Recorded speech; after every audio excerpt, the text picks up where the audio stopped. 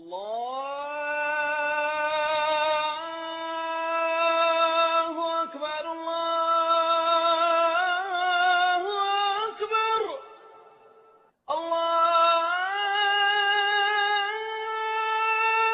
أكبر الله أكبر. For I was about to come across one of the most extraordinary human beings I'd ever encountered. A religious convert with true fire in his soul. This is Brooklyn-born Joseph Cohen. 5 years ago, Joseph left his Jewish family in the USA to set up home with his wife in a settlement near the occupied Gaza Strip.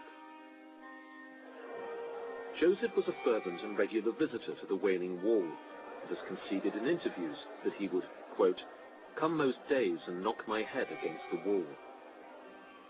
One night, Joseph was checking out a religious website. His life was about to change forever. I was in the chat room, and a man came in, and many of the quote-unquote Israelis were finding him offensive. But the truth is, he was speaking the haqq. He was saying truth. And I spoke to this guy the whole night, and I couldn't sidetrack him. You know, as a Jew, you learn to try to be cunning and how to push the people in your direction. I couldn't push this guy anywhere. He was hard as a rock. Is there one overarching idea in Islam that really appealed to you, that actually sealed your conversion? The central idea would be one perfect God that is flawless, and one deen, one religion, a perfect religion for all mankind, not just a special board of directors or their own country club, for everyone. He moved to live in Palestinian East Jerusalem, the start of a dramatic transformation. Joseph became Yusef El-Khattab. His wife and 4 children all changed their names and their faith.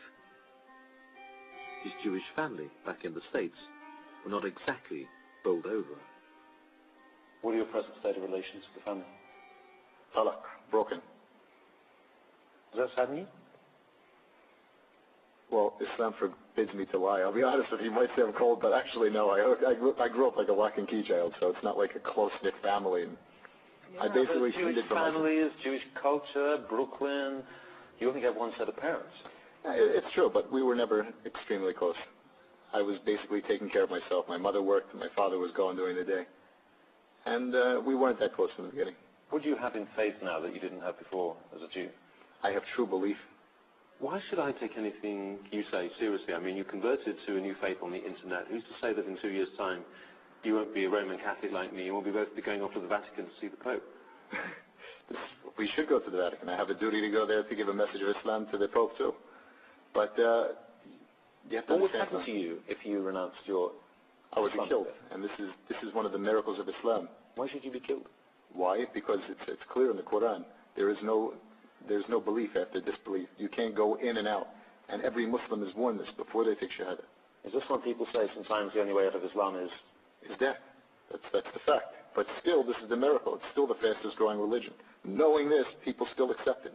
Christians, Jews are still accepting Islam.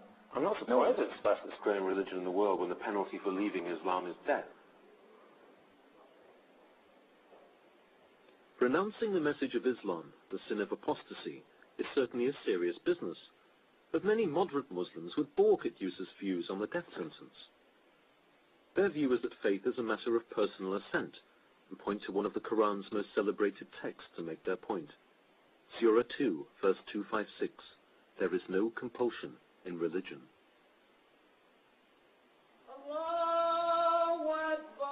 Still, Yusuf's take on apostasy was the first inkling to me that his understanding of Islam was not exactly of the cuddly variety.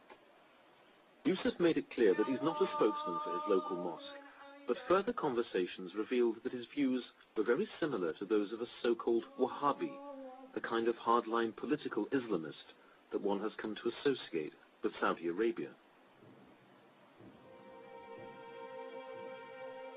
Just before I'd met Yusuf came chilling news.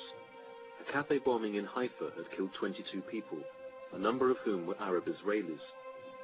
In the aftermath, it emerged that the bomber had been a young woman from the West Bank town of Jenin, and it made me wonder what Yusuf would make of it. I'm very proud of my sister, what she did last week. And inshallah, we have thousands more that are willing to do the same. Your sister was the My, suicide bomber. my sister in Islam, my sister in faith. And this is the biggest sacrifice that she gave.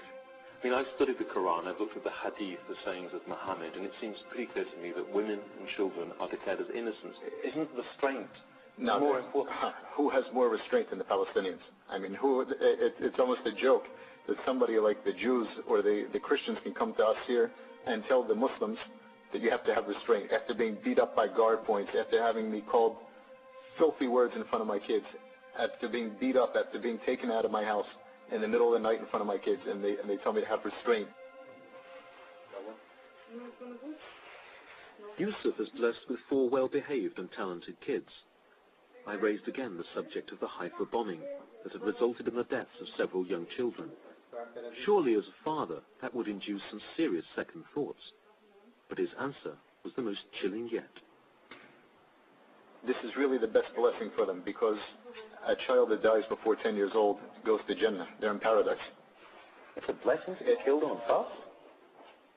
Allah guides who He wants to Islam. It says very clearly in the Quran that if a Muslim kills another Muslim, that he will not see God, and that in fact he will be condemned to eternal, well, hellfire. Surely that puts him in a very difficult position in terms of justifying what he's done. That's true, but it's intention. Nobody has the intention to go out and kill Muslims. And that Muslim is a Use your shaheed. common sense. Who's going to be on that bus? No. And the common sense is it's going to be mostly Jews. That's common sense. Common sense to any Muslim here is that we don't go on buses. We don't go on Egged buses. Except the few that do, the exception. Do you believe in the concept of the innocent civilian in the state of Israel? Absolutely not. There is no innocent civilian. Every one of them goes in the army. Every one of them votes for a government that oppresses. So there is no compromise. We have nothing to offer them. What can we give them? Both he and I claim belief in God, yet it seemed we were living on different theological planets.